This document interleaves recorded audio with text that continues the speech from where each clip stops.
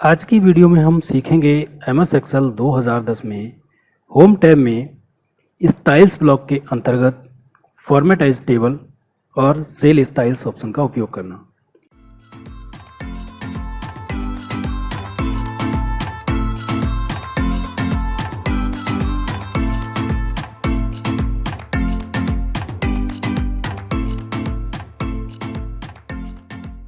अगर आपको ये वीडियो पसंद आए तो हमारी वीडियो को लाइक करें, अन्य लोगों के साथ शेयर करें और हमारी नई वीडियो की जानकारी के लिए हमारे चैनल को सब्सक्राइब करें और बेल आइकन को प्रेस करें।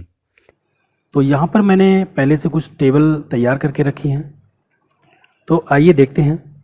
ये हमारी पहली टेबल है, इसमें और अंतर आपको दिखाऊंगा अभी। ये हमारी टेबल है, इसमें मैंने यहाँ पर टाइटल ले रखा है, टाइटल नेम दे रखा है, लेकिन दूसरी टेबल जो है हमारी उसमें मैंने कोई टाइटल नेम नहीं दिया है। तो इसमें हम टेबल का फॉर्मेट अप्लाई करेंगे। मैंने इसको सिलेक्ट कर लिया। सिलेक्ट करने के बाद होम टैब में स्टाइल्स ब्लॉक के अंतर्गत फॉर्मेट एज टेबल ऑप्शन पर हम क्लिक करेंगे तो आप देखेंगे यहाँ पर पहले से प्री डिफाइंड बहुत सारी टेबल्स यहाँ पर मौजूद हैं। आप अपनी पसंद की कोई भी टेबल यहाँ पर लगा सकते हैं। जैसे मान लीजिए मैंने यहाँ पर ये ब्लैक वाली टेबल मैंने अप्लाई करा दी। क्लिक करने के बाद आप देखेंगे कि मैंने यहाँ पर हेडिंग दी हुई है, जो हेडिंग है टाइटल नेम है उसको दिया है। अब यहाँ पर आपको दो ऑप्शन मिल जाते हैं। पहला ऑप्शन ये है कि इसमें हमारी जो टेबल सिलेक्ट है उसकी जो रेंज है वो रेंज यहाँ पर शो हो रही है। दूसरा ऑप्शन है माई टेबल हैज हेडर, कि मेरी टेबल में हेडर है या नहीं है। मेरी टेबल में हेडर है तो हम इसको टिक रहने देते हैं कि हमारी टेबल में हेडर ऑलरेडी है, मैंने टाइटल नेम दे रखा है, तो इसको हम टिक रहने देते हैं। ओके करेंगे तो ओके करने के बाद देख रहे होंगे आप कि यहाँ पर टेबल का फॉर्मेट अप्लाई हो चुका है। अब देखिए जो दूसरी टेबल है जिसमें मैंने यहाँ पर हेडिंग नहीं दिया हुआ है, टाइटल नेम नहीं दिया है, इसको सिलेक्ट करते हैं। सिलेक्ट करने के बाद फॉर्मेट एज टेबल पर क्लिक करेंगे।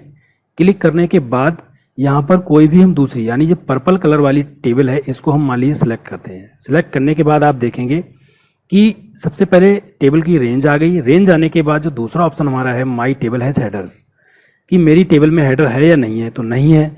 तो नहीं है तो हम इसको यहाँ पर टिक नहीं करेंगे।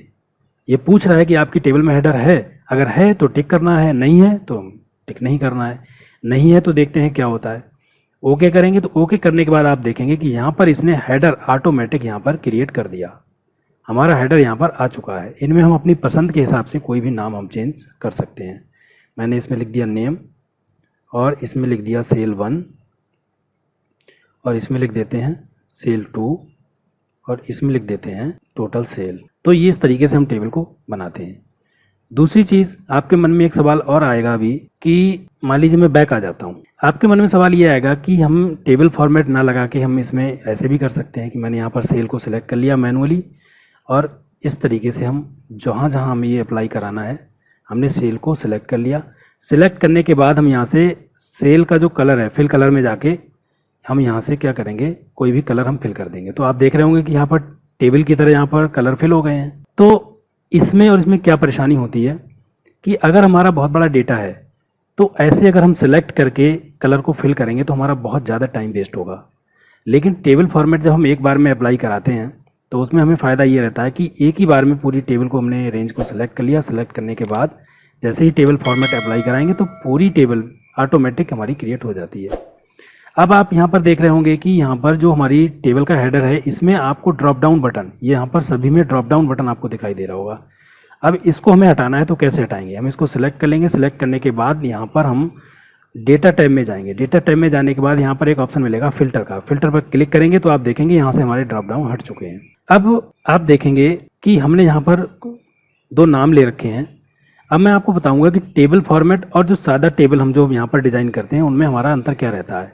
कि हमारा जो इस तरीके से हम कलर कर लेते हैं तो इनमें और टेबल फॉर्मेट में अंतर, बहुत बड़ा अंतर वो ये है कि जैसे यहाँ पर हमें क्या करना है, हम यहाँ पर एक फार्मूला आपको लगाकर दिखाते हैं। यहाँ पर हम सम का फार्मूला लगाते हैं और जो हमारी सेल 1 है और सेल 2 है इनको हम प्लस करेंगे।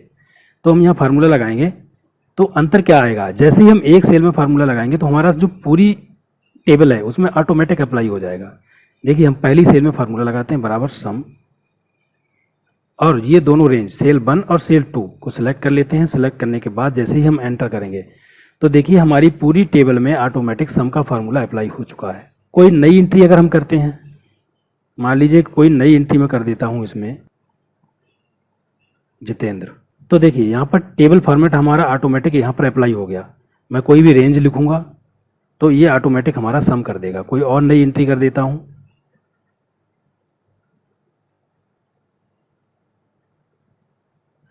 तो देखिए जितनी जगह हम नई एंट्री बढ़ाते जाएंगे वो ऑटोमेटिक हमारा फॉर्मेट अप्लाई होता चला जाएगा, जबकि टेबल के फॉर्मेट हमने केवल इतने में लगाया था।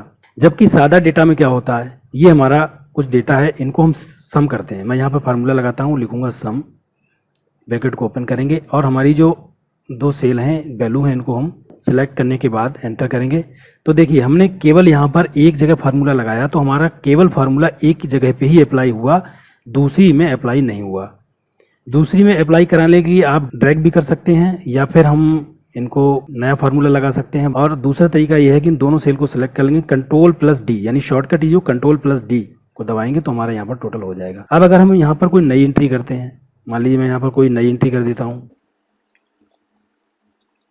तो देखिए इसने टोटल नहीं किया, यहाँ पर कोई भी टोटल हमारा नहीं हुआ। इसमें हमें फार्मूला अलग से लगाना पड़ेगा। तो नॉर्मल डेटा में और टेबल फॉर्मेट में यही अंतर होता है कि यहाँ पर हमें फार्मूला हर जगह अलग अलग अप्लाई कराना पड़ेगा, जबकि टेबल फॉर्मेट में सिर्फ एक जगह फार्मूला आप लगाएंगे तो ऑटोमेटिक पूरी टेबल में अप्लाई हो जाएगा। दूसरे तरीके से भी आपको समझा दे, ये हमारी टेबल है, टेबल इसको हमने सेलेक्ट कर लिया और पिछली वीडियो में हमने आपको बताया था कंडीशनल फॉर्मेटिंग में हाईलाइट सेल्स रूल्स के अंतर्गत टेक्स्ट दैट कंटेंट्स में जाने के बाद हम यहाँ से जो एब्सेंट हैं उनको हाईलाइट करा लेते हैं। मैंने यहाँ पर एब्सेंट वाली को हाईलाइट करा लिया। अब जैसे ही हम कोई नई एंट्री करते हैं तो देखिए यहाँ पर हमारी जो भी हम नई एंट्री करेंगे उसमें हमारा ऑटोमेटिक फॉर्मेट अप्लाई होता चला जाएगा। कोई और नई एंट्री करते हैं अगर हम, तो देखिए ये हमारा फॉर्मेट ऑटोमेटिक टेबल में अप्लाई हो जाता है। तो टेबल फॉर्मेट लगाने से हमें फ़ायदा ये होता है। अब अगर हम बात करते हैं सेल स्टाइल्स की, तो सेल स्टाइल्स क्या है? सेल स्टाइल्स जो है हमारा, मान लीजिए मैंने यहाँ पर हेडर को सिलेक्ट कर लिया, जो हमारा टाइटल नेम है उसको हमने सेलेक्ट कर लिया। सेलेक्ट करने के बाद यहाँ पर हम सेल स्टाइल्स में जाते हैं। यहाँ पर आपको बहुत सारे ऑप्शंस मिल जाते हैं। आप अपने हेडर को जिस तरह से आप, या सेल के स्टाइल को आप जिस तरह से आप फॉर्मेट में करना चाहते हैं वो यहाँ से आप चेंज कर सकते हैं। ये देखिए मैंने टाइटल कर दिया तो यहाँ पर देखिए हमारा इस तरीके से चेंज हो गया। दूसरे तरीके से आपको और समझा दूं कि मैंने यहाँ पर कोई वैल्यू लिख दी, बड़ी सी वैल्यू लिख दी। वैल्यू लिखने के बाद इसको सेल को सिलेक्ट किया और यहाँ पर सेल स्टाइल्स में जाएंगे। यहाँ पर जाने के बाद देखिए यहाँ पर हमें एक ऑप्शन मिलता है कॉमा। कॉमा पर जब हम क्लिक करेंगे तो यहाँ पर हमारा कॉमा तो आ ही जाएगा। कॉमा के साथ साथ 2 डेसिमल प्लेस हमारे यहाँ पर शो हो जाते हैं। इसी को सिलेक्ट रहने देते हैं। सेल स्टाइल्स में जाएंगे, कॉमा जो दूसरा ऑप्शन है हमारा 0 वाला, इस पर हम क्लिक करेंगे तो देखिए हमारे जो डेसिमल प्लेस हैं वो हट चुके हैं। और यहाँ से करेंसी पे अगर हम क्लिक करते हैं तो करेंसी हमारी 2 डेसिमल प्लेस में करेंसी आ चुकी है।